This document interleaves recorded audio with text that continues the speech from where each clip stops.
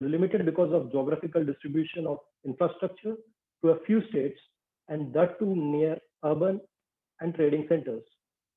Potato produce has a major domination, wherein 64% of the cold stores are exclusively used for potatoes.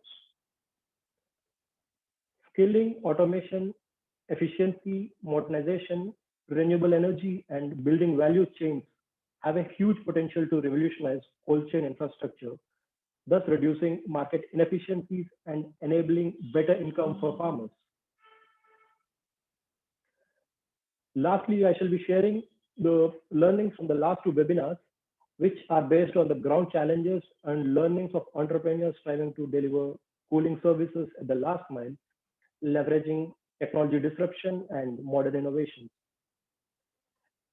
Need for consistent policies which incentivize innovation in technology, business models, and ownership structure was uniformly articulated across the board. It was suggested that MNRE is better suited to champion the cause of efficient, sustainable, and decentralized cold storage infrastructure, while integration of policy measures with key departments cannot be ignored at all. A national level policy push in line with solar water pumps is much desired. A clear communication to bring new technologies and business innovations under the radar of existing schemes could be a good step in the way. The formulation and standardization of testing protocols for cooling solutions, including solar powered and PCM-based cold storage units, should be addressed. The absence of monitoring of practices and utilization of cold storages and benchmarking of their performance has limited the scope of Indian specific research and development. The same needs to be addressed if new technologies and innovations are to be fostered. Lastly, considering the cold storage is no more a luxury but an essential infrastructure, the GST should be brought down from 18% to 5% on par with the other agriculture equipment. If we were to do justice to our farmers, it is imperative that we support innovations in cold chain and access to cooling services with similar zeal that we display promotion of electric vehicles.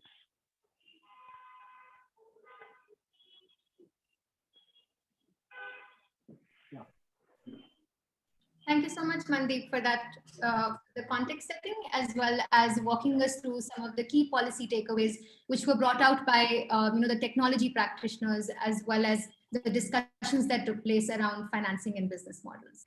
Thank you so much for that. And with that, we'll start our panel discussion as well. Just a quick introduction to our panelists. We have with us here Shri Rohit Pujari, who's the MLA Raikol constituency and the Deputy Chief Whip for the Biju Janata Dal in the government of Orissa. We have Mr. Shri PVS Surya Kumar, who's the Deputy Managing Director at NABARD, National Bank for Agriculture and Rural Development. Ms. Aruna Rangachar, who's the Senior Advisor and Chairperson at IFHD, which is the India Foundation for Humanistic Development. We have also Shri Tarun Garg, who is the Program Lead for Building, Schooling and Cold Chain from AEEE, Alliance for an Energy Efficient Economy. And last but not the least, we have Shri Aditya Ramji, who's the advisor at Basque Foundation and economist with the Mahindra & Mahindra. So welcome to all our panelists, really, really warm welcome, and thank you so much for giving us your time. If I please request you all to have your videos on. And just a quick announcement for all our participants, please use the Q&A option and not the chat box to have your questions coming in. Thank you so much. Harish, over to you. Yeah. Thanks, Chita, for this this opportunity. I think after you've done 2 of the webinars, and we have a very good, very inclusive panel from different parts of the stakeholders. We have NABARD, we have from the representative from the ground, both from the political circles as well as implementers. We have policy, and from the sector in terms of looking at efficiency as a very key part of it. So let me first start with Aruna, because you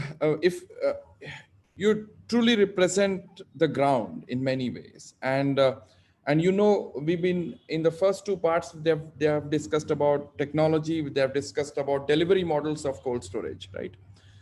what should a policymaker listen to you for? Like we have a deputy managing director of NABARD here, or we have a person representing who can represent the energy efficiency side. We have a person who is the second in the whip in the Orissa state government, for example. Truly, from a grassroots perspective, the importance of cold storage, and what would you tell them from your experience, Aruna? Thank you so much, Harish, and a very pleasant evening to everyone here. We are all meeting under extremely difficult circumstances, but I think this has also improved our ability to communicate extremely well due to technology, and what has been made possible and also been now experimented under the pandemic. So I think the global pandemic has kind of made us realize the fragility of certain food production and distribution systems that were in place for many, many years. And also maybe a overall realization that perhaps business as usual wouldn't work going forward. So I think this is also, in that sense, the silver lining, the opportunity given in terms of there could be a huge global reset that is possible if perhaps we can start to rethink localized, distributed, decentralized food production as well as distribution systems, and maybe focusing a bit more on needs of small farmers, needs of last mile connectivity, rural economies. Today's paper I read about how agriculture is now the shining little spark in the overall dip as far as the economy and the GDP is concerned. So I think the importance, I mean, it's a lot of burden to add on a sector primarily comprising of small and marginal farmers to suddenly heave the whole burden of GDP to pick up for the country, considering the fact that it was a much ignored investment criteria over the last few decades. So I would, from a practitioner point of view, I would definitely look for solutions or policy support that would encourage these, connection of the many fragmented little portions to give them the boost rather than large integrated big scale investments or things that kind of raise the issue of inequity of producers in the participation of the economic value chain. But also, if Aruna, could you also the problem statement that you have seen and why cold storage is important? So some of the audiences know, and we have a new set of panels. What you have seen from why cold storage been important? Yeah. Right. So right up front, I think some of the statistics data I've shared earlier by Manideep was looked at, how horticulture has become a huge sector, and it's also the most susceptible to perishability and food loss and food wastage. India being a tropical country with the climate extremes that are there, I think this would be the first sector to address, or the first problem to address in terms of how do we build resilience and a robust supply chain that would prevent and reduce the huge loss that is happening in terms of movement from production sites to consumer sites. And I think that I would say is the key problem statement on which we would hinge our policy needs. Another thing is that ecosystem players need to be strengthened, and that would look at a lot of localized solutions. ICT has given us the benefit of how a large level of disaggregation can, provide strength to aggregation through technology and ICT. So can we use these kind of new techniques to possibly structure our policies in a manner that looks at micro solutions, looks at cold storage, maybe from a farm gate perspective, looks at the many breaks in the, looking at a temperature control rather than just looking at it from a cold chain. I mean, the whole idea about cold chain or, refrigeration kind of gives an impression. It gives an impression of large, complicated stuff. Can we then look at air cooled, water cooled. We're looking at temperature control more than it needs to be my freezing or whatever it is. So can we look at maybe localized solutions, smaller solutions, highly decentralized, affordable, affordable, because we 80% need to be able to access these needs, and look at aggregation from the point of view of technology. Yeah, so we could address both. We could address scale as well as we could address the highly fragmented supply chain. Thanks, Aruna. So let me, before I go to Rohit and then to Suryaji and finally to Aditya, I'll come to Tarun here first. Tarun, it's just to tie in, connected to what Aruna said. Has there been a push so that you're giving a little bit of a picture both to Rohit and Surya Kumarji, who are in critical positions? Is there a hindrance from a technology perspective, efficiencies that we look at? Why hasn't it actually moved the needle yet? Why are we still talking about it when so much of maturity of refrigeration has happened in the supermarkets and everything else? What has stopped here? Is there a policy that's a barrier or something that's happening that from your perspective, Tarun? You unmute, sir. Hello. Yes, thank you, Harish. I think I'll talk to you maybe. I'll talk about India Cooling Action Plan, and this is one of the major milestones India has achieved last year. And this India Cooling Action Plan was launched in year 2019 March, and right now we are at a stage we are talking about its implementation. So I think I'll give a brief about the Cooling Action Plan, and then I'll talk about your question as well. So I think the vision of India Cooling Action Plan is to provide an integrated vision towards cooling across sectors with focus on reduction of cooling demand, refrigerant transition, and enhancing energy efficiency, ensuring access to cooling and better technology options. And the time frame which ICAP has defined is of 20 years. And ICAP has also defined recommendations in the form of short-term, medium-term, and long-term. And if you talk about the development of ICAP, I think you will find the linkages why I'm talking a bit about ICAP, because there are people from financing, from policy, and from experts as well. So ICAP, when it was developed, a triple sector approach was followed, in which we had experts from cooling industry, think tanks like us, AEEE, then ministries. I think all the line ministries, if we talk about Ministry of Power, from energy efficiency point of view, Ministry of Agriculture, from cold chain development point of view, Ministry of Housing, Urban Affairs, from buildings point of view. I think all those ministries were part of the development. And then industry partners, I think the players or the technology providers who are going to, eventually install or commission any technology. And if you talk about the ICAP, goals, then the goals are in the form of cooling demand reduction by 20% in next 20 years, cooling energy requirement reduction by 25%, and training certification of more than 100,000 technicians, reduction of refrigerant demand by 25% to 30%. Now, if you talk about cold chain, particularly with reference to ICAP, so what ICAP has also done is whatever policies are there. So ICAP has not forgotten about the policies, and it's not an isolated document. It is talking about the policies which are already there, like doubling farmer income, Grameen, grams, and other policies which are there.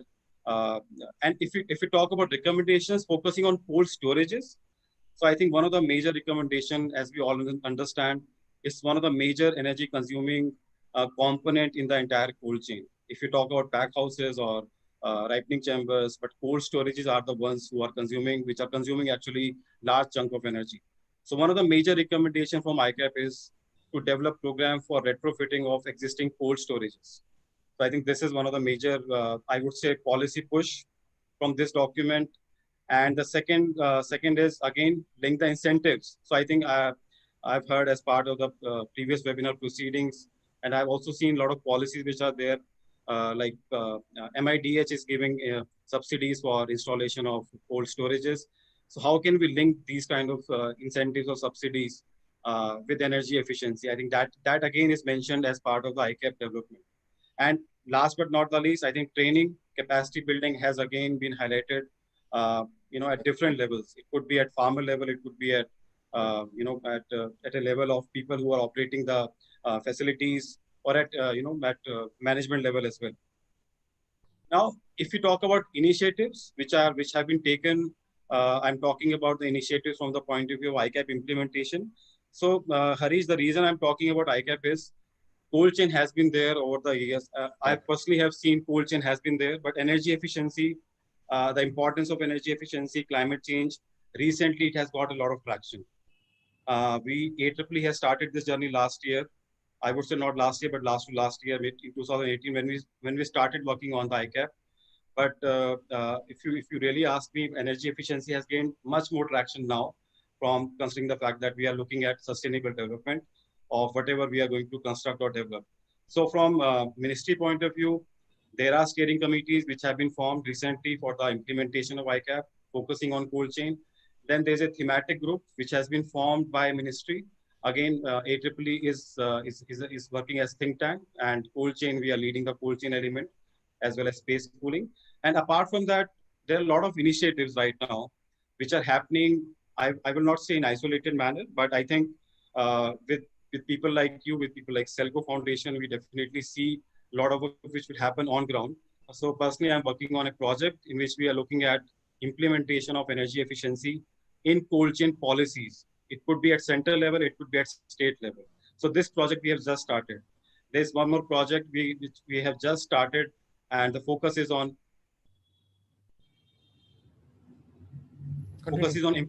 improving livelihoods through energy efficient cooling and refrigeration in India.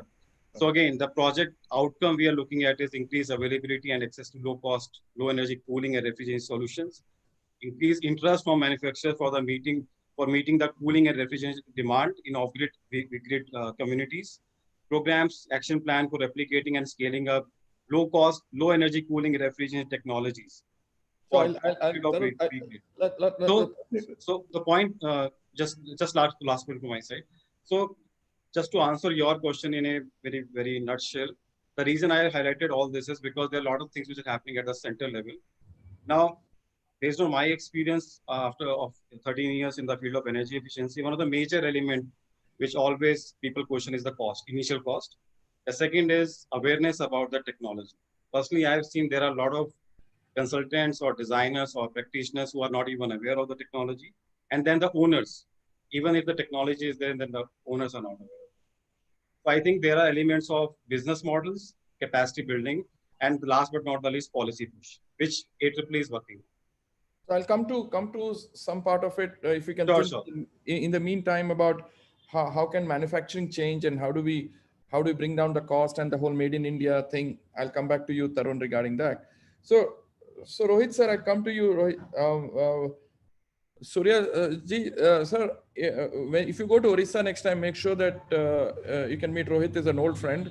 आपको अगर best Oriya खाना है तो Rohit will know where it is. And Rohit is also a very powerful second whip of the BJD and so any minister's appointment, Rohit is the guy. I can always pull his leg because I know him for many years from the same city of Rourkela. So you can please take that same advantage. So Rohit, Surya advantage low knowing Surya ji from Karnataka. So Rohit, coming back to Rohit to you is you represent one of the poorer constituencies in our country. And it's a very challenging constituency with tribal and the poverty levels are really at the have you seen the whole concept and why would you see cold storage as a critical component for the constituents in your assembly?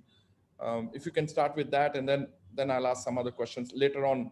How can being in as the governing party in Odisha, what else could you do for cold storage? That is the second part. But now from a constituency, what could you say, Rohit?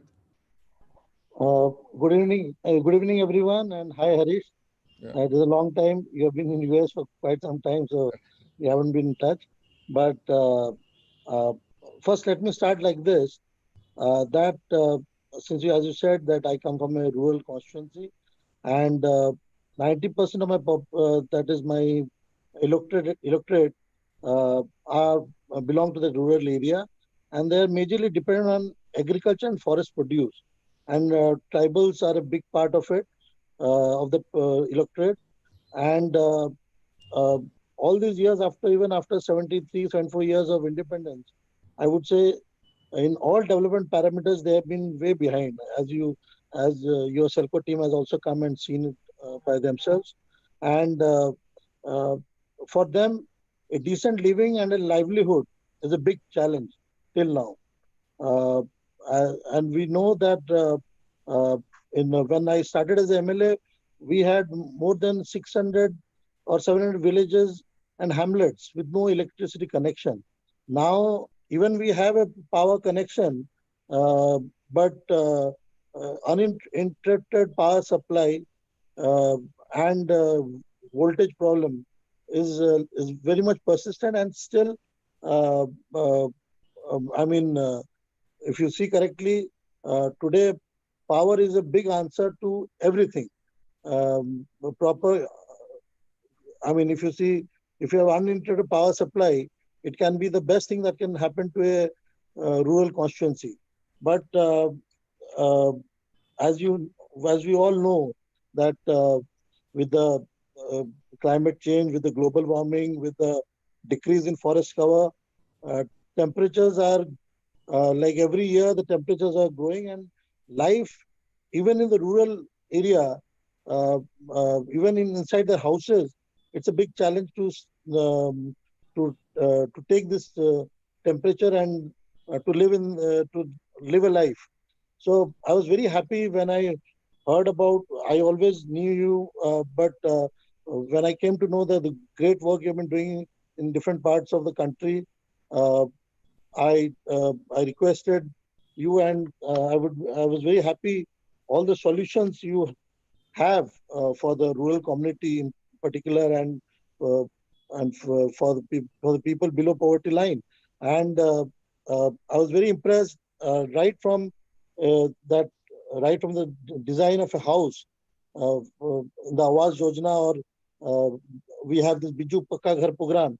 Uh, the design of the house, uh, from that, if you start with, and then if you can give them uninterrupted power supply through solar energy, and then finally for the livelihood, uh, since they all depend on uh, farming and forest produce, uh, for them the biggest challenge was how to uh, get a good price when it was the right time. But the problem has been there have been lost a lot of wastage.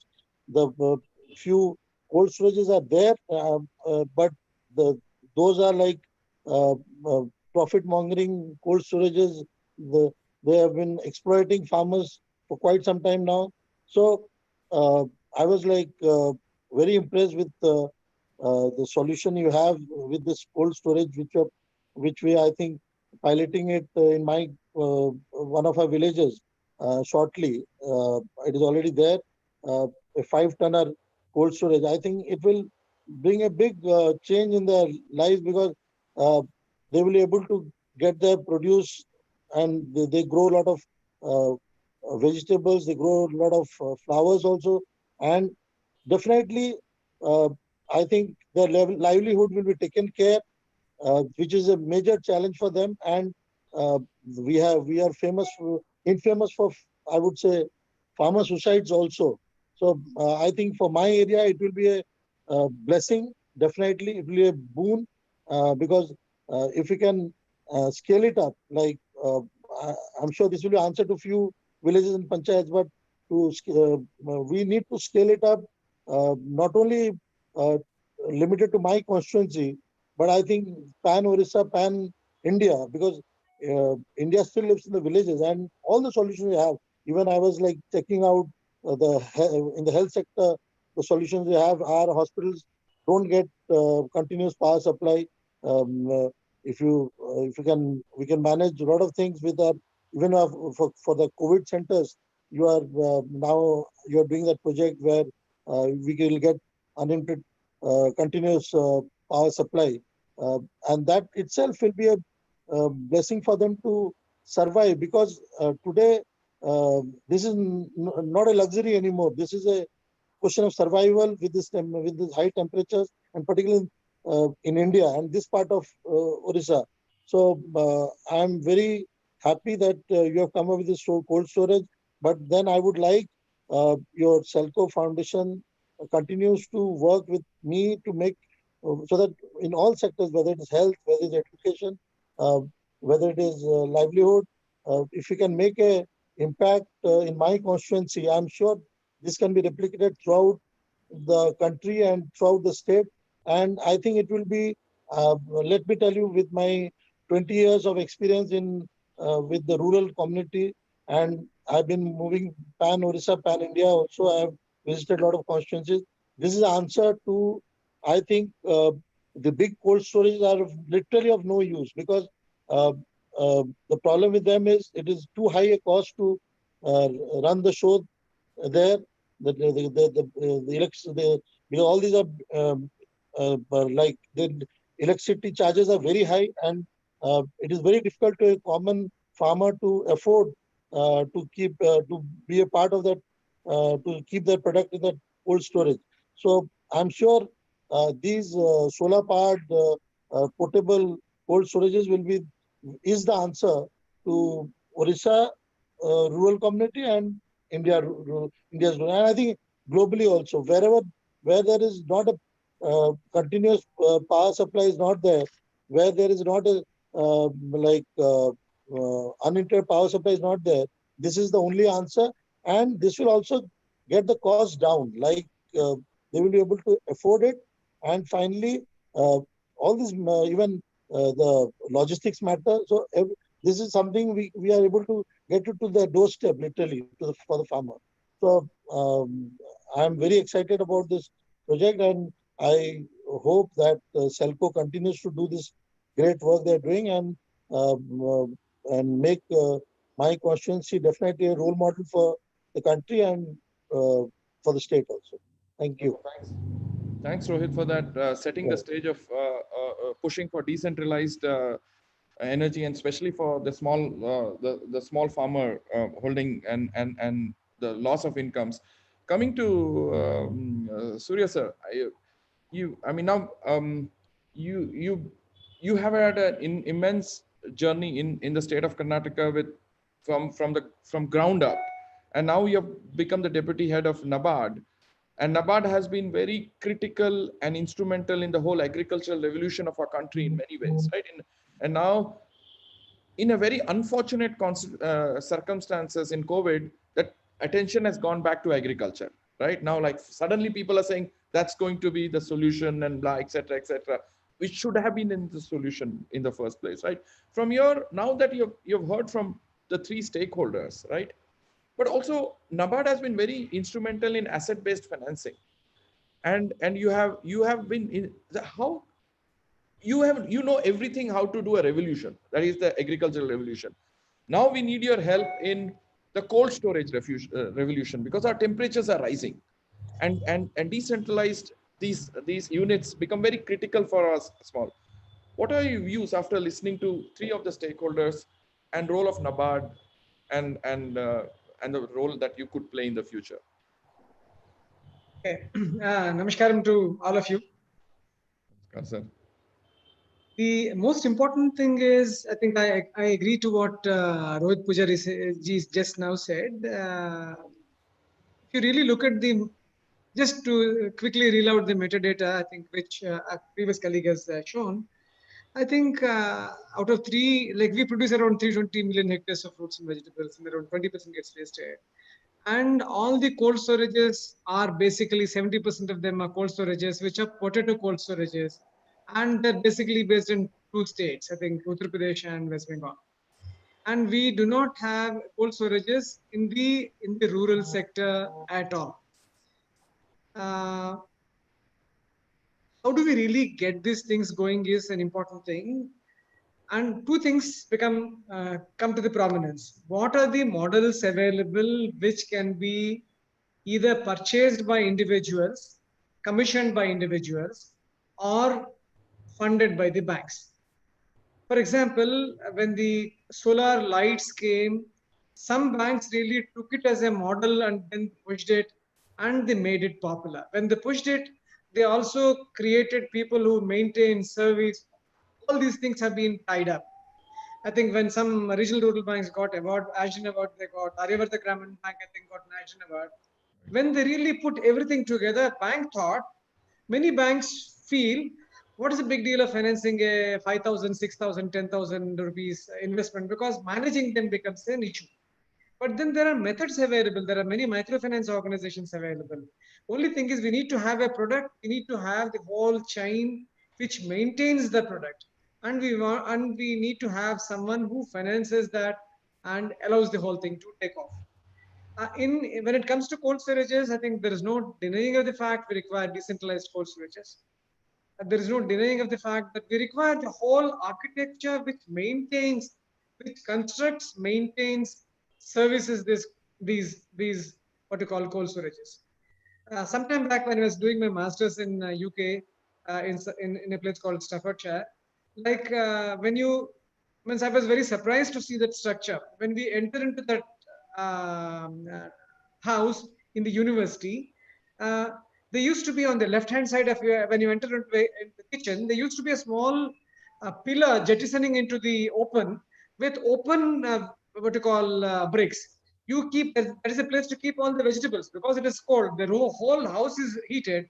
This particular pillar which you have access to into the kitchen is not what you call heated. So a simple thing could keep, there is no need to keep all the vegetables in the fridge.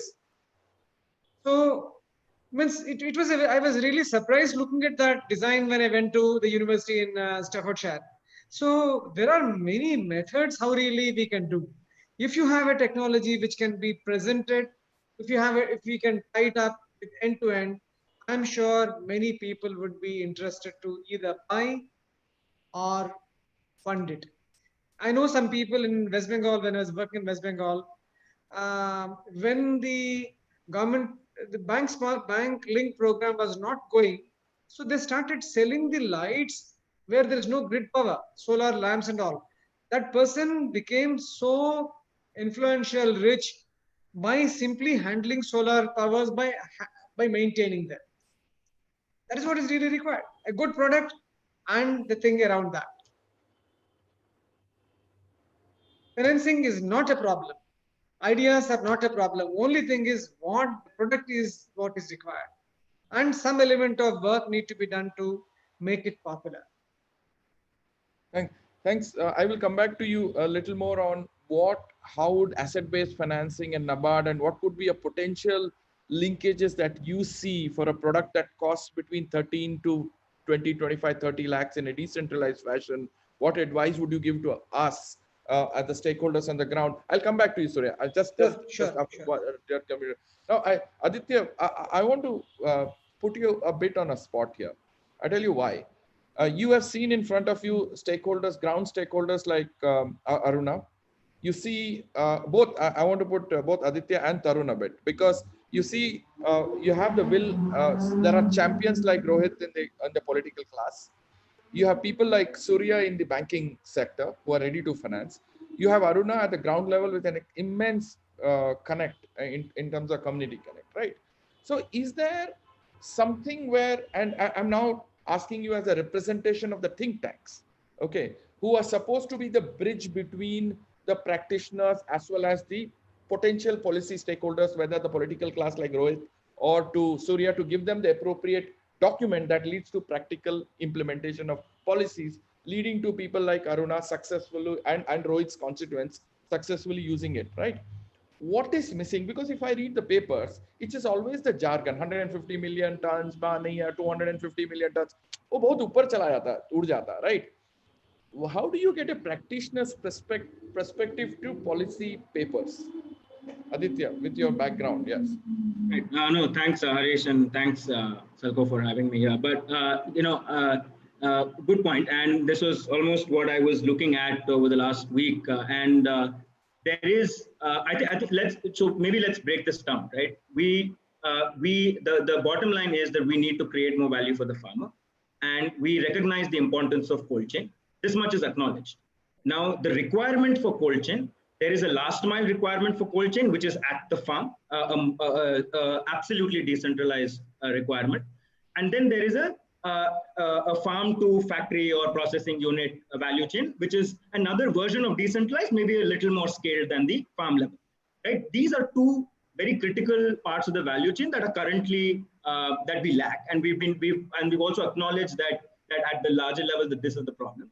But what we haven't done is we have not looked at it from a crop-wise perspective.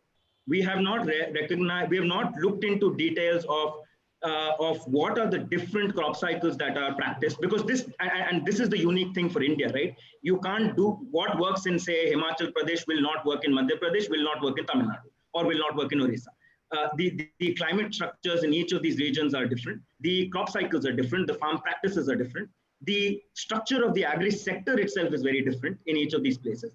And this kind of deep dive, right, crop-wise, has not been done in that much detail. And the reason I say that is and this is, I'll just put on my industry hat, as M&M, and thanks to COVID, while it's back in focus, and there is in fact an industry government coalition that's been working for the last 3 months, and 3 sectors that got picked were actually agri-produce, fruits and vegetables, fisheries, and the ready-to-eat or the processed food sector. And the biggest common thematic that came out of these deliberations is, apart from, of course, as Rohitji rightly mentioned, cost of power and financing, but cold chain was, in fact, one of the most important things that was highlighted. And it's important for all of these, right? Right now, we keep saying we want to increase the value, but these are some of the things that we need to do. So we need to understand, okay, because what we forget is the entire value chain. We only look at either the farmer, or we talk about the large industry that agriculture is, saying, oh, it's a $5 billion fisheries export opportunity or whatever. But we forget that there is this important value chain that is important for linking the farmer to India to achieve that higher goal of vision or whatever. So I think cold chain in that sense, which has this cross-thematic application, becomes absolutely critical there. And I was just looking at some numbers, right? So you're talking $7 billion of exports today on fisheries, 5 billion in agri-produce, and another 2 billion in ready-to-eat or processed food. Put together, you're talking about 10 to $12 billion of export industry today and in the next couple of years. And I was looking at the Ministry of Food Processing and Industries, who run a cold chain scheme, right?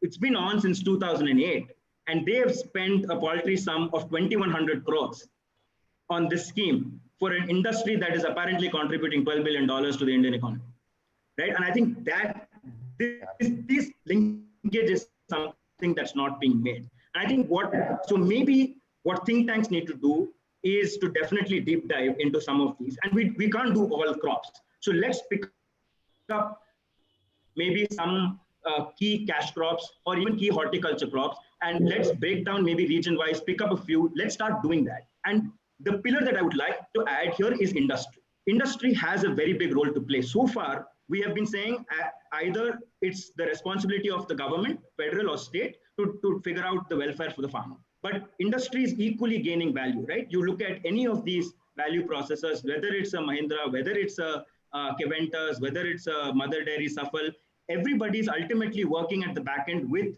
their farming partners on each of these sectors to get what they get. And I think there is an equally important role for industry to play and figure out how they can therefore look at helping or co-creating this infrastructure. And I hope then that maybe we can actually evolve. So that I hope will also tackle the issue of technology development, bring down the cost of technology definitely, and also help plug some of the gaps, maybe say players like NABARD or other banks are facing in providing blanket financing. So I think there is an opportunity there to add industry as a very important stakeholder in bringing this revolution to happen. And there then, and the last thing maybe just on this particular question, that I understand, and in this we recognize that subsidies may not be the easy way to go. We are constrained across the board. There will be a lot of welfare expenditures to make, etc. And I think this is where therefore, even the collaboration between industry, technology players, and the farming community can actually help bring down with time, at least over the next 3 to 5 years, bring down the impact of cash outflow in terms of subsidies, and maybe free up some money for the states to actually spend and fund R&D and technology and other things, because you would have resulted in some level of affordable technology at that level. So maybe I'll stop here and then we can pick it up. Thanks, Aditya, for that. Because I'll come back to you for pushing you a little more on the practicality of some of how do we tie in after we get a little more from the others, and I come back to you, Aditya, so that you can tie it in. Tarun, before I come to Aruna, Tarun, you just spoke about, and also Aditya spoke about technology and what, see, now with the whole crisis that we have, both COVID, Aditya talked about cost, about collaboration between industry. We have an issue with China today. So there is going to be an issue of supply of different components from a cold storage from a perspective. We have the push by the present government, and especially from the Prime Minister's perspective, about local manufacturing in our country. How much is it, do you think, in the cold storage is practical? And whom should we actually push that to make it more practical? Because now the temperatures, India is the hardest hit as far as the global temperatures are concerned. We have droughts, we have a large farming, we are completely dependent on agriculture after COVID. And so cold storage becomes triply important. And more so for our other appliances like coal for maternal labor rooms and all. We have not even spoken about that. But here, where do you see the industry, and what are the policies that needs to happen right now for everything to come into place? So Harish, I think I may not be an expert, especially on the cold storage side, but I can tell you about the refrigeration and the air conditioning sector in general. So what I personally have seen, a lot of components which are required for any machine, a big fan or a motor or any the product is normally is being assembled in India. A lot of components are being imported from other parts of the world. So I think this we have seen in case of ceiling fan. I'm talking about a very small appliance. This we have seen in case of a room air conditioner, and this will be there for big machines, for refrigeration systems, for I would say portable cold storage units which are required for at farm level. So I think this will be there definitely. If you're asking about what kind of policies and what kind of pushes there from the government side, I think I was also reading one of the previous webinar outputs, and there you have mentioned one of the points was to reduce the GST from 18% to 5%. I think that was one of the points which was made, and I think that got my attention as well. And the second point which I want to make is this again is open for debate. Is if you look at the affordable housing sector, I think in 2017-18, the housing sector was given the infrastructure status. So, and that has, created a revolution in terms of big developers are now constructing, LIG or EWS category of homes. So can cold chain as a sector, because cold chain, as Aditya mentioned, I think we are talking about a value chain. We are not talking only about cold storages. And if you ask me personally, as a Tarun Garg, as AEEE, we are talking about integrated cold chains, keeping in mind sustainable, energy efficient climate change agenda. So we are talking about a sector which is very important. Now, can that sector also be considered as part of the infrastructure status, or any preference is given to this? We have seen COVID stimulus package, 1 lakh crore has been announced, but still I think those kind of numbers at equipment level or at industry level are yet to be, I would say, defined. This is my point of view. Thanks, Tarun. Thanks, Tarun, for that. And I'm just I'm going to speak to Aruna now, but before, I'm telling Aditya, Tarun, and Rohit ji, if you can actually go over some of the questions that are related to Odisha and technology, then I'll come back to those questions to you. Aruna, now that you've heard from all of the other stakeholders, and you've been very, again, I come back to the importance of the way you played a role in the community. Has have the communities are ready enough to look at a larger infrastructure? Because many of the communities, yes, the softer things that people have done over the years, self-help groups, etc., or small home lighting systems or rice mills, and at a small level, right? Now we are going one step above in terms of infrastructure. When you talk about cold storage, it has a complete different model. Well, how do you see going forward this intervention happening in the communities as an asset which is large? Yeah. Uh, See, I think you can see the possible green shoots of that already. In the sense, there's been a recent buzz about FPOs, farmer producer organizations, to which some extent through the process of collectivization do bring a certain scale to operations. There's also gone one level ahead in terms of maybe cluster-wise or district-wise or state-wise aggregation and formation of state federations of farmer producer organizations. So the recent policy announcement in terms of promoting and the way forward, clearly indicating a way forward in terms of aggregation of farmers to provide better access to either credit or infrastructure, creating certain commonly owned assets.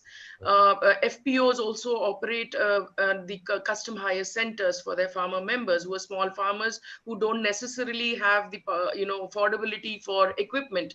So I would say when you look at FPOs and the way FPOs then can get further aggregated and federated, you could perhaps look at also things like cold storages, again on a lease or a per use, per service kind of model, a custom hire center approach, which will also provide the FPOs or the federations the necessary revenues to keep them operational. I think all of this is very much in the realm of possibilities, provided the three pillars that we talk about: access to finance, access to technology and technical access, and as well as handholding support, and access to markets. These three things in the ecosystem need to get connected with each other, need to start talking to each other. Only then possibly we will see that scale happening. A couple of things as far as ability for FPOs or such community-based organizations which operate at certain scales. I mean, you have state-level MAHA FPCs or some of our own FPCs that we have worked with are continuing to incubate.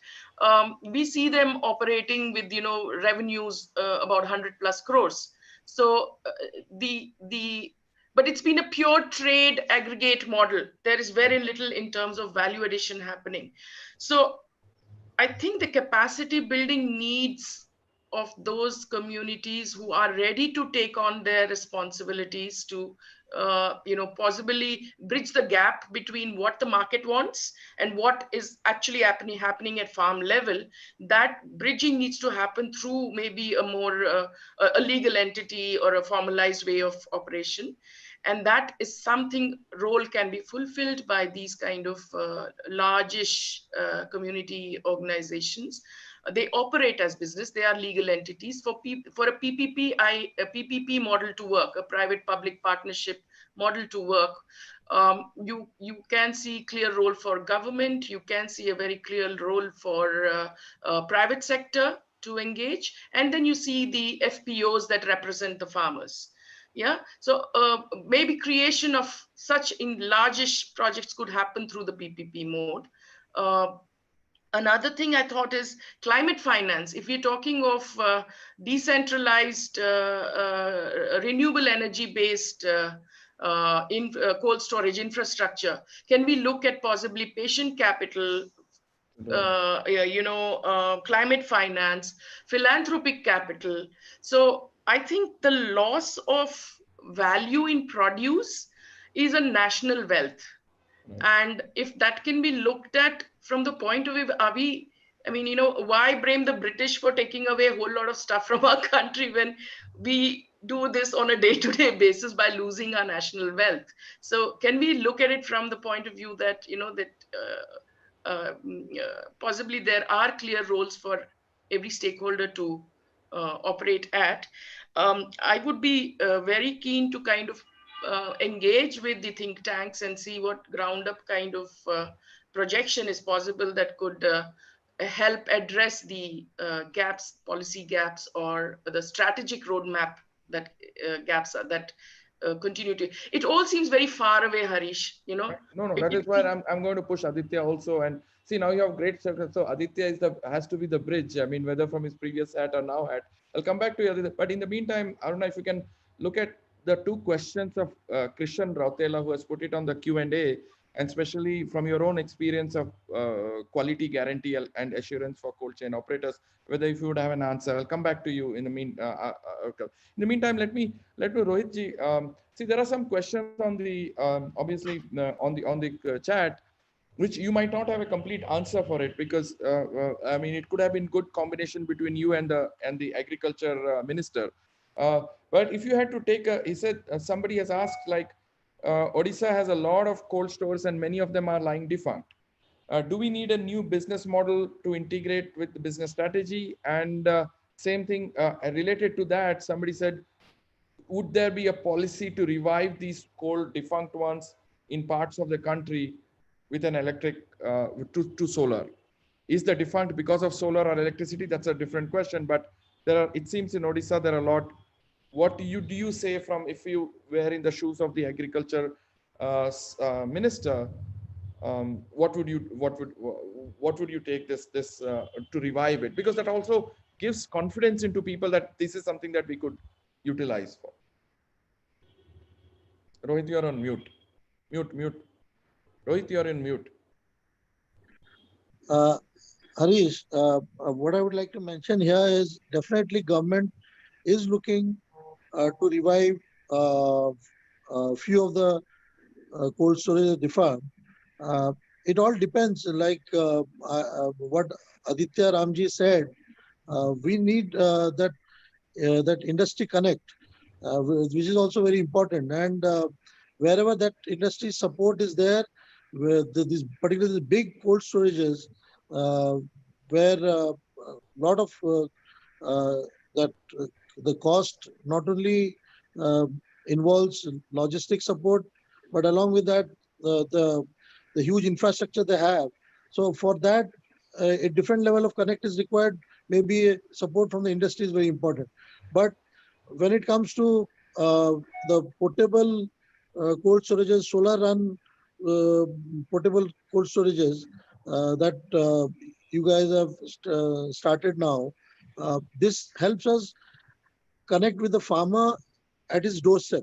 And this is also very important, because this farmer at presently is not looking for some like industry connect. If it is there, it's very good. But otherwise, he would like to take it to the market that is available in Sambalpur, that is available in Jharsuguda, Rourkela,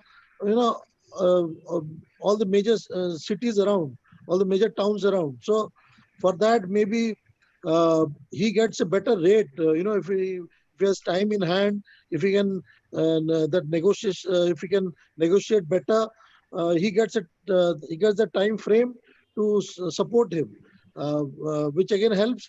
And on top of that, since this is the cold store we're putting now is hardly a few kilometers from Sambalpur.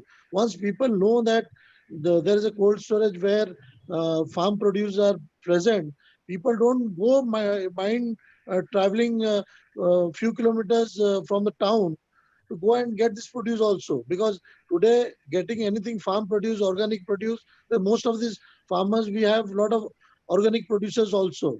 So this will be having this cold storage itself will be a marketing strategy for them. It will boost their sales. And I'm sure these will be points of sales across in the rural. And now, if you see correctly, any part of any rural area is definitely connected with some major town or cities. So, and all the town cities are very conscious now. We all want that we should get good farm produce, organic food. These we can easily travel to all these places get connected with the farmers. We can have a different model, and maybe later on we might have some app where we can order produce and we can get it in our homes. It can be another business model, I would say. Thanks, Rohit. Thanks so much for connecting it to my Suryaji. Are you there? Yes. I'm very much here. हाँ चुपचाप चाय P रहे हम लोग भी तो चाय पीने दो नहीं चाय नहीं पी रहे पानी पी रहे थे बस नहीं thanks Surya for that तो see the problem of our sector, I tell you Surya, our sector है क्या हम लोग अपने ही घोड़े की तरह जाते हैं, especially in the energy sector, right? Could you from the NABARD side give us a perspective about this cold storages? हम लोग क्या करते हैं, we sell the solar part of cold storage, not the end user of cold storage, right? हम लोग solar powered है करके ताली मारते हैं सब लोग, right? But NABARD has been very instrumental in asset-based financing over the years. Can you cite us some examples that we could, there are a lot of people on the webinar, seeing on YouTube, etc., to think also a little differently when it comes to finance. NABARD has financed large assets in a very different manner. We should also look at how does it fit into those mechanisms. Just like Aruna just said, you need patient capital. You need long-term finance for it, which there are many instruments in our country, except that we have not been able to formulate into it. Not the think tanks, not the ground level community, everything consumptive mein chala jata. Could you give us some examples so that it gives hope that yes, it can be connected? There are two ways of looking at the whole thing. One, we are now very clear that we require decentralized cold storages because the requirements are many and requirements are at various places. As Rohitji was telling about, someone producing can reach to a local market, and then I think after COVID, everyone became so conscious about good food. So this is a good time to really use technology to make the food available to the people who are consuming it. So when it comes to big asset financing, there are two ways of it can be done. One, through the government mode. Say, for example, we have been operating a rural infrastructure development fund where we fund large infrastructure for the state governments at a very, very nominal price. It comes at sub 3%. So many things can be covered. Say, for example, it's a series of decentralized cold storages can be funded through the state government, which are powered by solar, which are powered by anything. So which are accessible, which are managed by the farmer collectives. This is one way it can be done. And then there is an existing mechanism available. All it is required is to convince people like Rohitji to make the state government want money for this particular sector. So far, most of the money, most of the activities which get funded out of this fund are roads, bridges, irrigation structures. Such sort of things happen. I think I haven't seen in the recent past any state government asking decentralized cold storages to be funded out of it. So when we have a technology which can be funded, this is one good way where we can really request the state governments to access this money to put cold storages on the ground. That is number one. Number two, the Government of India has announced a fantastic program called as Agriculture Infrastructure Program, AIF they call it, where what Government of India is saying, Government of India is, why this thing came was, we have been telling constantly as NABARD, when you look at the agriculture financing which happens, a good part of agriculture credit goes to short-term credit, which is basically crop loan. Not much financing happens to the long-term credit, which is required for the capital formation. So we need to really push that. So how does it get pushed? It gets pushed when we have a robust model. Say, for example, when I was talking earlier, I was talking about that Aryavart Gramin Bank example, even though it is dated now. So there is a good product. They put so many things around the product, and the bank took it as a model. For example, like sometime back, we funded a project to government of Telangana, where they were promoting micro irrigation in the farmers' fields. So when this was being done, like government, like what did the government do? Government said in this particular taluk, they call it mandal there in Telangana, this particular supplier, like Netafim or Jain Irrigation or whatever, will supply the micro irrigation structures there because they will also manage them. So it is not simply selling and disappearing. It is selling and managing it, so that there is a trust available for the banks to fund this. So we can like in the agriculture infrastructure fund, like to complete the story. So since banks were thinking this is not going to happen, there is a credit guarantee created by the government of India. We are managing the credit guarantee as NABARD. Government of India said we're going to give 3% interest subsidy, whatever may be the rate of interest which the bank will charge, it is going to be reasonable, minus 3%, and there is a credit guarantee available.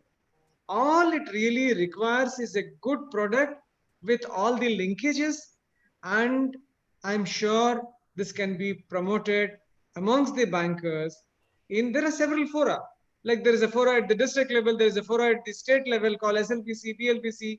It all depends upon there is a need for a champion.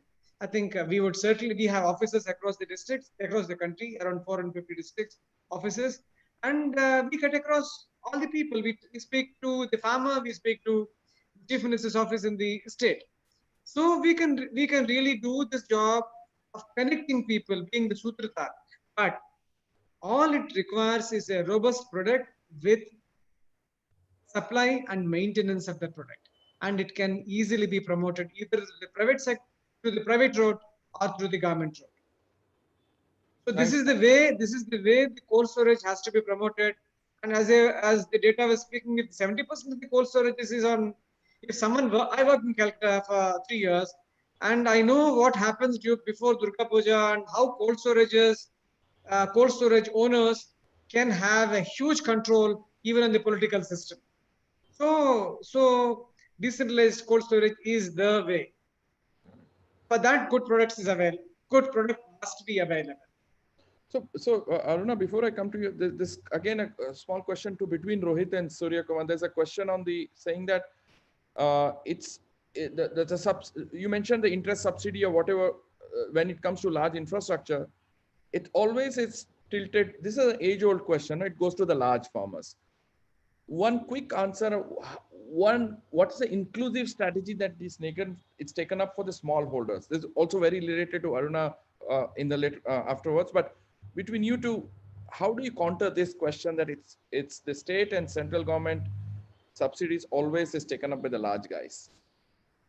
And Rohit, if you want to take the first crack, and then Surya's answer. Rohit, you're muted. Muted.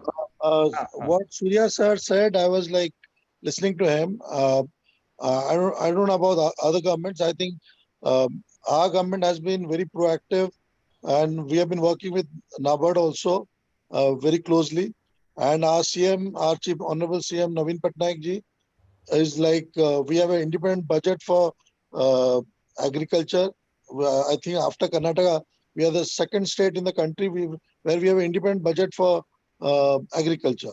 And along with that, with this pandemic, with the COVID, I think our entire state focus has been on agriculture.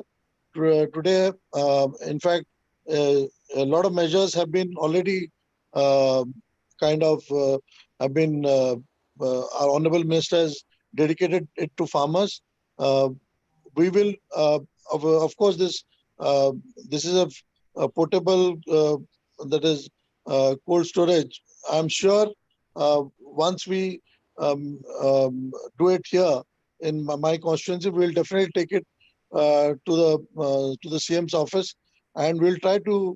Also, I would request Surya Kumar sir that if he talks to or his counterpart in his office in NABARD in Bhubaneswar, we will be definitely, I think state government will be very keen to take this model forward, because again, as I told you, now it is like in this pandemic as such, everything is delivery at home.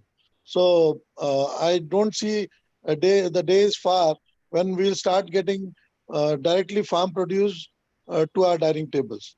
So I see definitely I see a future. Somewhere the start has to be made. I think this we are making a start here in Orissa.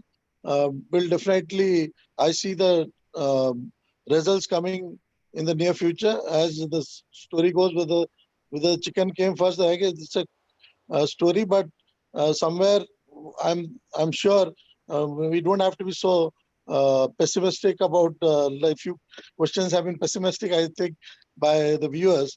But I can promise that I feel there is definitely this is the way forward for our farmers, where they stop getting exploited by middlemen, and and they get the right price for their product.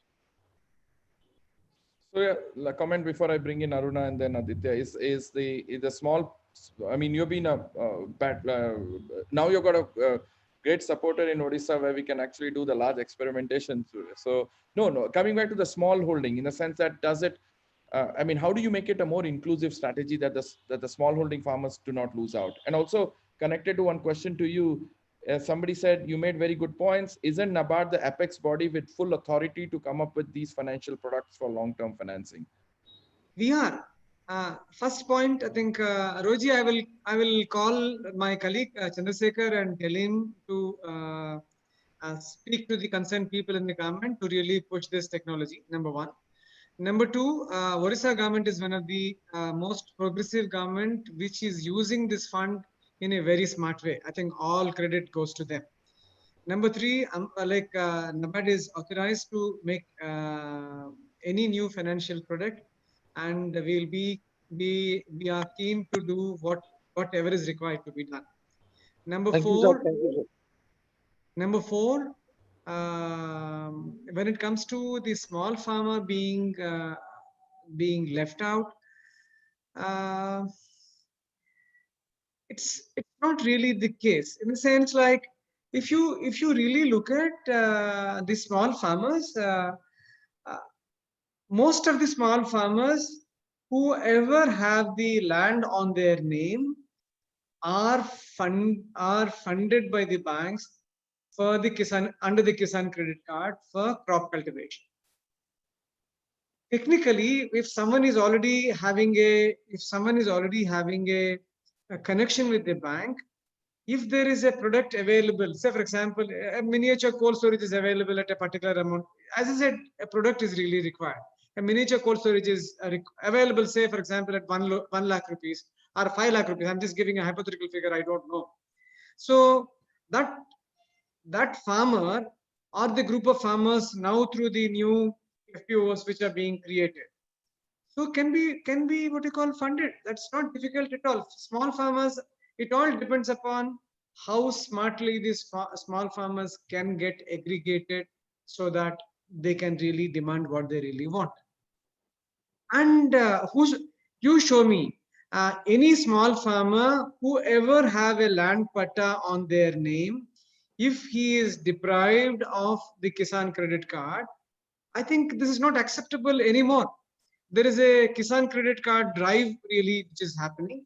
NABARD is what you call constantly in touch with the governments, state governments and the banks to make this happen. I really don't think things are so bad. It all depends upon those. There are a category of farmers who are tillers, but there are oral leases. And then there is a mechanism available for that also. Government of Telangana, combined government of Andhra Pradesh has given something called as a land loan eligibility card, where the lease has been made formalized, where I continue to be the owner of the land. When I give my land on lease, I would not be losing my power, my control on the land. So they created an act for that. We are requesting all the state governments to please follow that beautiful piece of legislation and copy it and modify it to your own requirements. Ultimately, the state governments have to do it.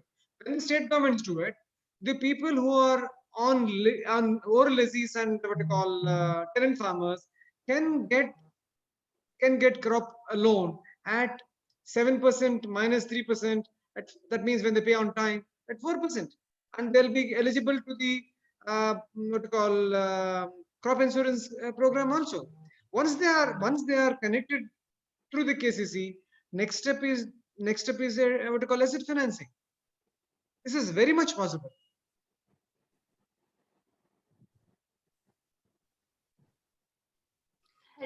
Harish, sorry, you're on mute. Harish? Thanks, Suryaji, for bringing this up. And I segue into Aruna before. Aruna, when you said we are too far away, is it because to make good policy making, we sometimes blanket NABARD, blanket the political class, blanket the think tanks, but don't reach out to people like Suryaji, Rohit, Aditya, Tarun as individuals and said, is it also the fault of the grassroots level organizations which just blanket ki wahan problem hai and nahi ho raha hai, right? Should it now, suppose we keep reaching out to individual champions like Suryaji or Rohit or Aditya, don't you think we can move the needle, in fact, rather than blanketing a bada organization? Isn't this high time to start picking up champions? And it is our also prerogative so that we break that the gap between the ground and the things. What do you think, Aruna? I mean, is it and cold storage could be one of the ways to seriously start looking at these champions, right? Like, for example, just talking to Suryaji about what are the other products, give us very different ideas, because cold storage isme ja sakta hai, right? Otherwise, we are all in our own box. What do you think, Aruna? I absolutely hit the nail on the head, and I can vouch from personal experience. You know, the kind of I've eaten. You know, Surya ji ka dimag kafi khaya hai maine. And for long hours, been literally parking myself in his office and discussing multiple kind of whining away quite a lot about all the challenges that we as go-betweeners face on the ground. And he's also been, like you say, the champion, one of the first to recognize the need for incubation as far as FPOs, because you know, the whole approach was towards promotion of FPOs and then thereafter leave them on their own. And one of the very, I mean, absolutely thrilling to have kind of been able to connect on that level. But you know, we do, if there is a certain fatigue, it's also because you know, a lot of time we do spend with you know, obstacle racing through the work that we do on the ground, and a number of other additional kind of you know, what you say, the gap we feel that our voice not being heard or not reaching the right ears, or the kind of basically, you know, one Surya for maybe 100 other not so cooperative Suryas. So that possibly, you know, like, I mean, definitely there's a certain cynicism also that has crept in due to past thing. But I'm a great believer of having been part of the private sector, having been, you know, engaging with governments through my 25+ years. I have always found that the guy in the seat is the one that needs to be, you know, you need to get on your side. And that's why I'm also very much the PPP approach, a more pragmatic approach, not a very, you know, this is my view and this is my road kind of approach. So it's very interesting to see that RIDF, I mean, with Suryaji, I've also been, you know, talking about this whole RIDF stuff where the PSL fund gets parked out there and, you know, the banks get interest on it. So perhaps setting targets for usage of RIDF, I see this quite a lot of money sitting in RIDF. Can there be some way that NABARD could kind of incentivize or set targets? And why does it have to only come through state governments? Can then, you know, it makes it also difficult for, that's why I said it's far away. Yeah, Can there be a way that possibly coalitions or certain groups or think tanks, or I don't know, could manage this fund or access this fund in some way?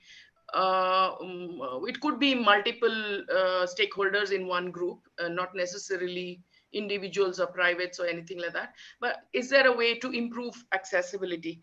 The second thing is banks on the ground do very much have still the viewpoint of collateral based funding, and a lot of the bank schemes are very hardware oriented.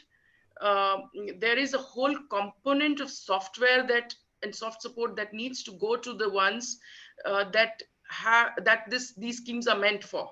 So where is the money for that? We don't see that.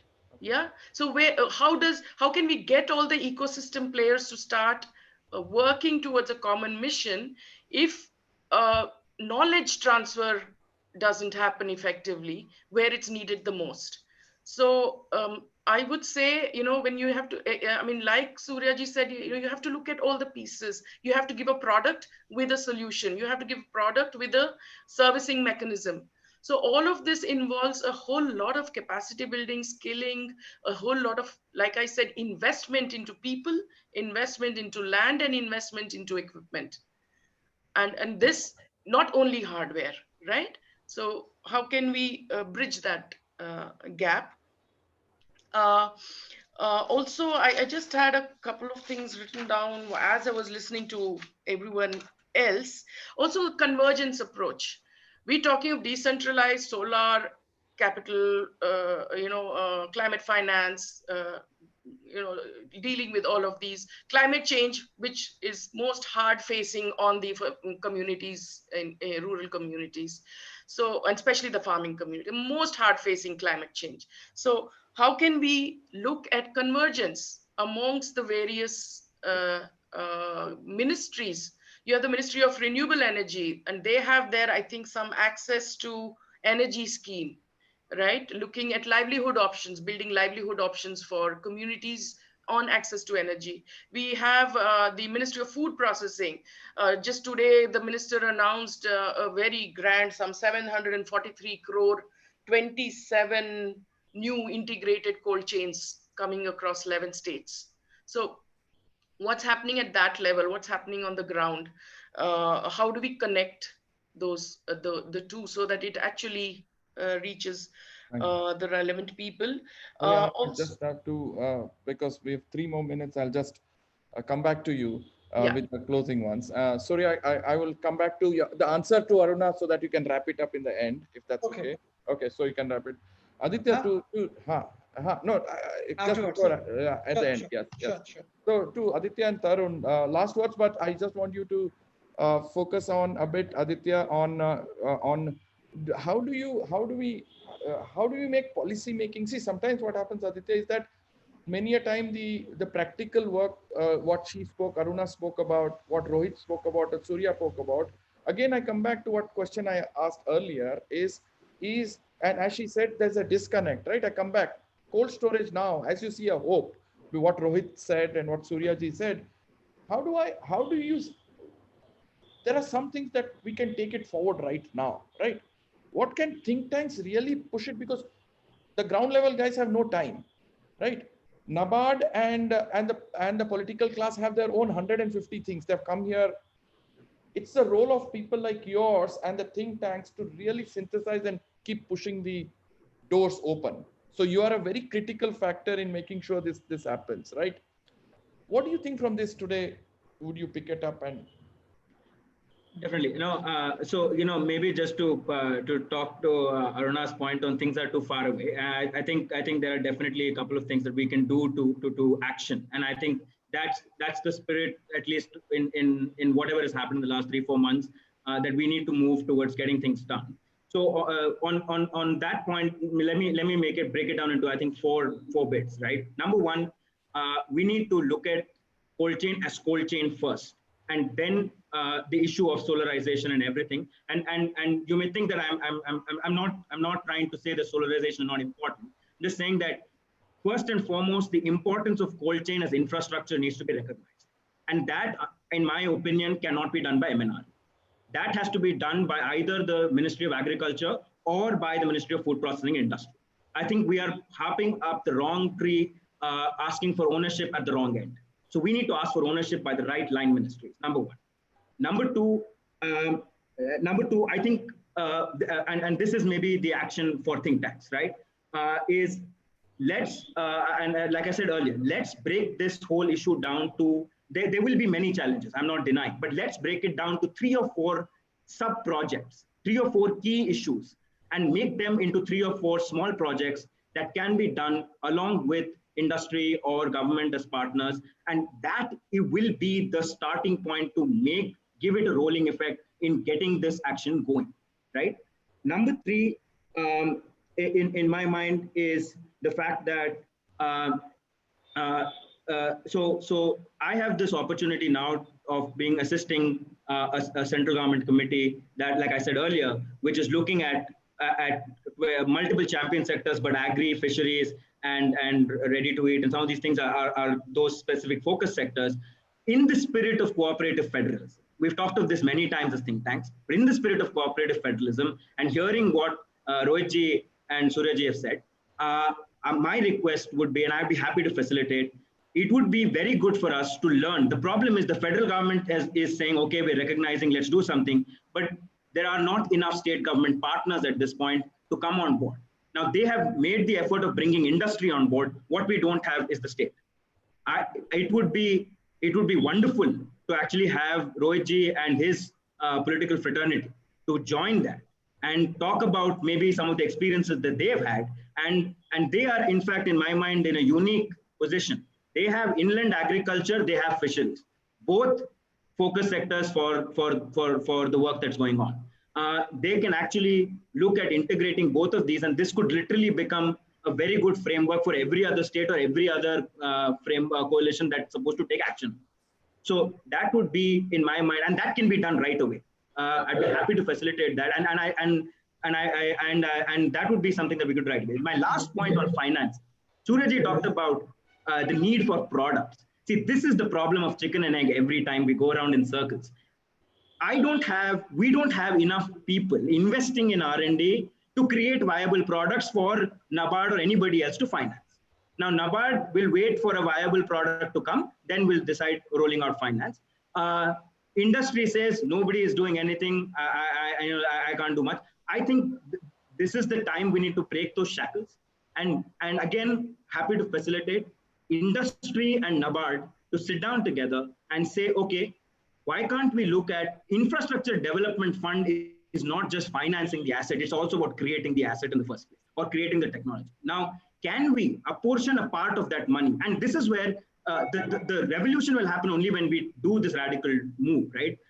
At least, and I call it radical because it's digressing from the usual financing schemes that the government does. But can we allocate a small part, even 2%, 1% of that fund to R&D or technology creation, work with the industry, and find 2 or 3 main partners. We need 1 or 2 good projects to happen on the ground to take national interest and to take this whole thing, to get everybody up and awake and say, okay, this is workable. And where can NABARD and industry, can we sit down and say, okay, some part contribution from industry, some part contribution from NABARD, can we create a small, very small, but at least that's a good beginning. That would be my last point. If these 4 things in my mind, if can be done, I think that this is actionable now and in the near future, in the next 3 to 6 months. And I hope then that, like Aruna says, things are not too far. Thanks, Aditya. For that, I'm just taking the moderator's prerogative. We will close by 7:10 or 7:12. So Tarun, I'll close it with Rohit and Surya. But Tarun, specific challenge from Aditya about industry. Will it be ready? I think Harish, so just to highlight 2-3 points. I think one of the points which I forgot to highlight is the role of Energy Efficiency Services Limited. So it's a joint venture. I think if you look at the model of LED, I'm not saying we can follow that model blindly for the cold storages or different equipment using cold storages, but I think as I was telling you about the traction cold chain has got over the last year. So AEEE is going to commence a project in the region of West Bengal, where we are going to survey a few cold storages and identify a few potential opportunities. And there I see a lot of potential in the sense that industry, because ESL, if gets on board, they will look at large scale or demand aggregation model. And there, I think we can look at the cost coming down, especially for the products. Now, from the industry point of view, I think industry is there. Aditya has mentioned that there hasn't been enough R&D to back it up with the innovative products. And sometimes we have seen challenges. If you look at the standard living program, we have seen challenges that people are not ready to, opt to 5 stars. Now we are talking about 6 stars or 7 stars or more efficient than 5 stars. So the issue is the market has to accept the efficient technologies which are there presently. And that is a pushback which industry always tells to think tanks, that currently we have the products, but people don't use it. And now you're asking us to create more efficient products, but we need to create market for those. And I think ESL or entities like ESL has a big role to play. The second point is, Harish, from ICAP perspective, from India Cooling Action Plan perspective, I think we all understand climate change has a very important role to play. So working group has been formed for cold chains. And I can talk about the space cooling working group. So we have joint secretaries from Ministry of Housing. Similarly, we will have joint secretary from Ministry of Agriculture. I think definitely we as CSO are talking about state level implementation. I think this is completely clear to all of us that we cannot do some work on, on papers at center level until unless we have some on ground implementation.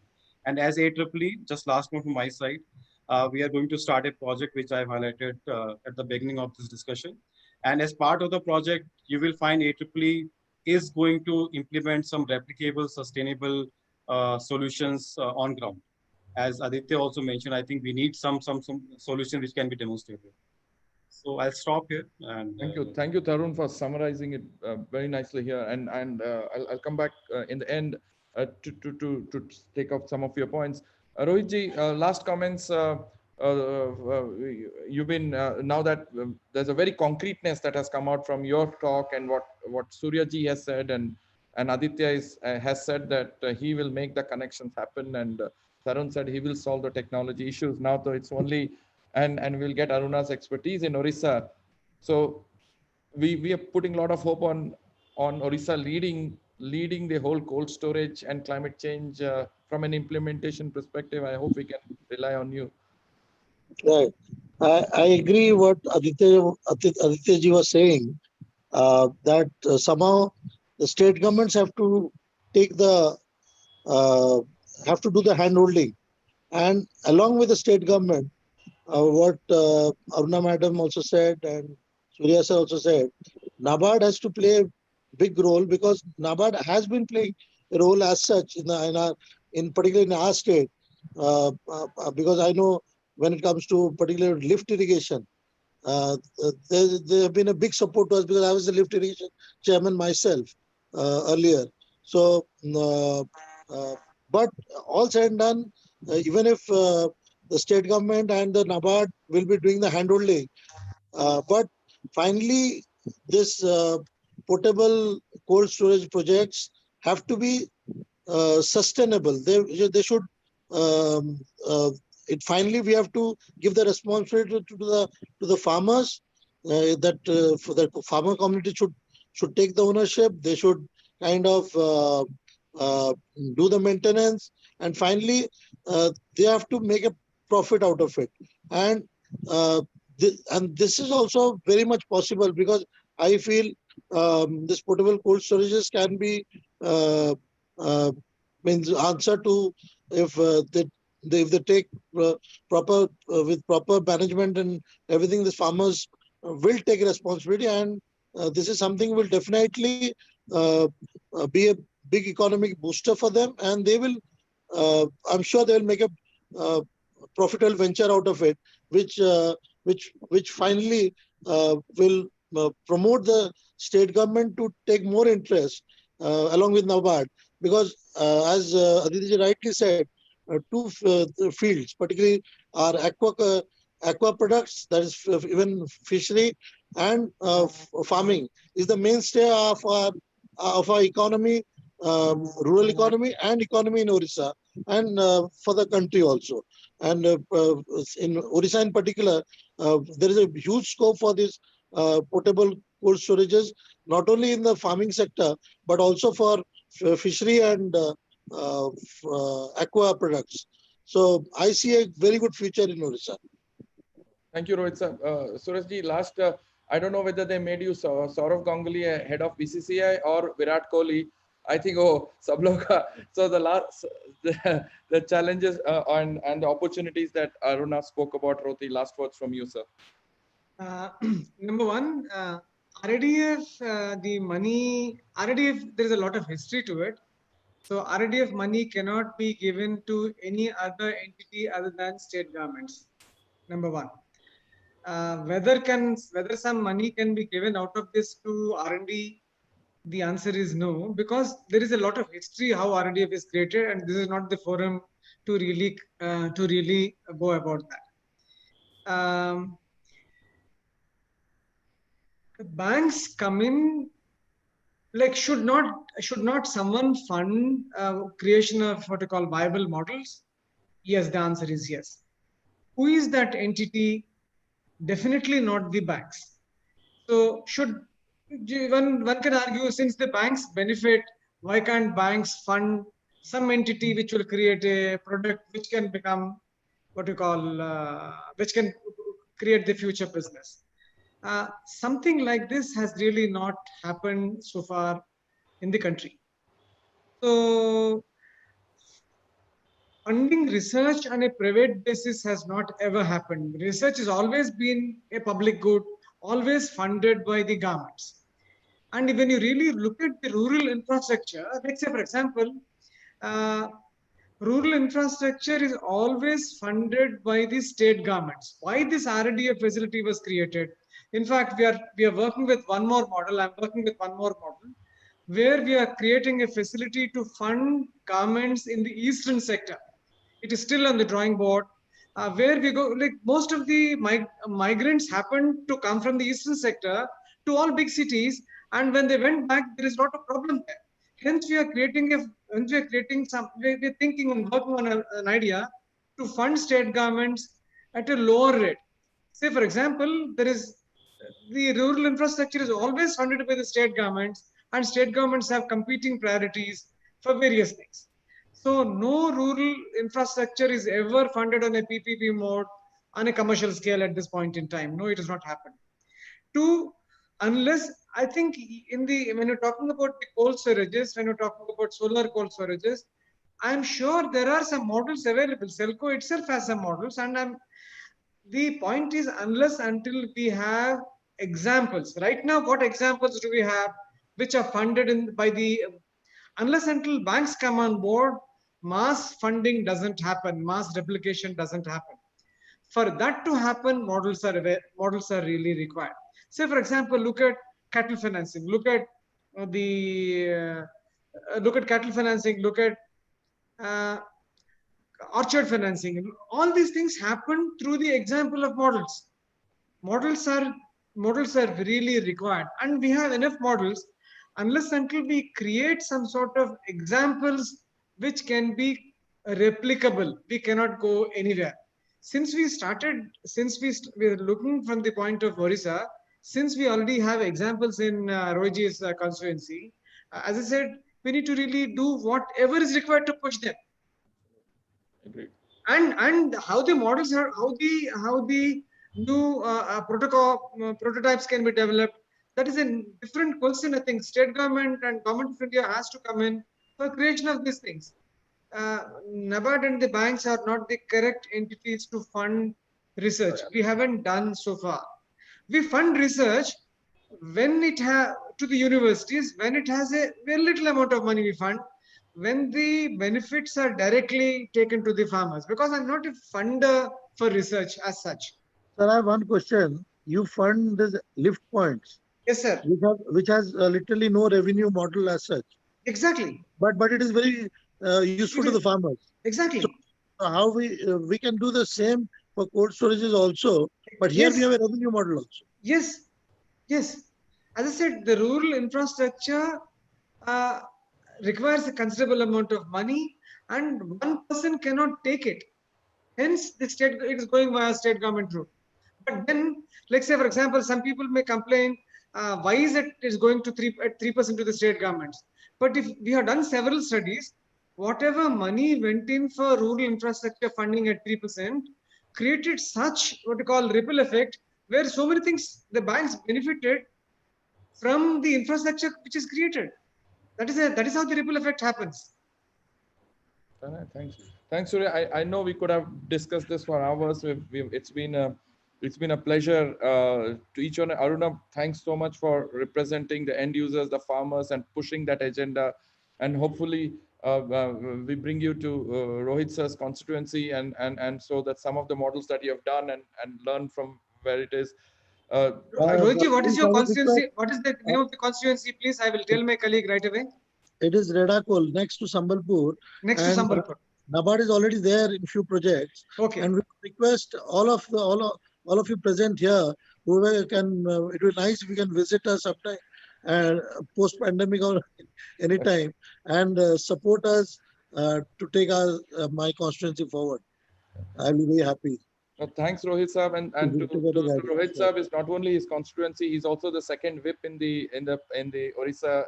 So everything has to be done. He will use his whip for sure, and we can we can benefit. Thanks to Tarun bringing this perspective, and I'm so glad to see Tarun and Aditya at the age and stage that you guys are. I mean, we will change the way industry has worked so date, which has more grassroots level thinking.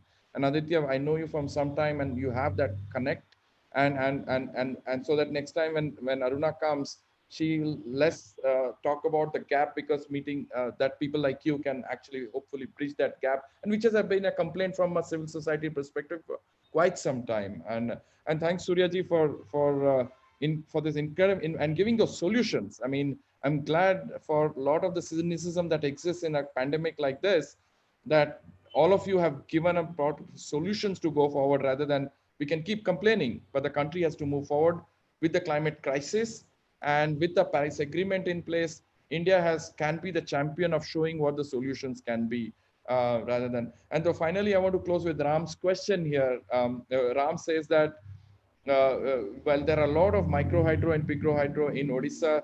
Can the cold storage plants not be using that the micro hydro? Absolutely, Rams. The only thing that you see is that you have three people, Surya, Aditya, and Rohit, all names after sun here on the panel, and so it pushed towards solar. But yes, we were agnostic, and we were looking at cold storage per se, not to solar, as it could be any decentralized option. Thank you very much for doing this, and hopefully we take this forward, and with all of you. Thank you again for coming. Thank you. Thank you. Bye-bye. No, let Rohit, so everybody, sir, Rachita will kill me if I don't give her the last 2 minutes to close. Not at all, Harish, but thank you so much to all the panelists. I think this felt more like a discussion to, plan a step forward and take things forward, rather than, just bringing out the challenges on the ground. So it felt like a very kind of warm meeting of designing a program itself. And I hope that as Harish said, we're all able to Rohit sir has put up his hand as Odisha being the champion state, but also the pilot state for this. So I really hope we're able to take it forward. And to all our participants, especially the ones who joined from webinar 1 onwards, thank you so much. These 3 webinars, I hope they have been very useful. And once again, we'll share all the knowledge resource, the minutes from these meetings, as well as all the case studies that we've documented. We'll share that with you next week itself. Please feel free to contact us at any point of time to get in touch with any of these panelists, any of these learnings. We need to take it forward. We're always ready and enthusiastic to do that. So thank you again so much. To all of you and all the panelists who joined us in the previous 2 webinars as well. Thank you again, and good evening. Good night. Thank you. Thank you. Thank you. Good night.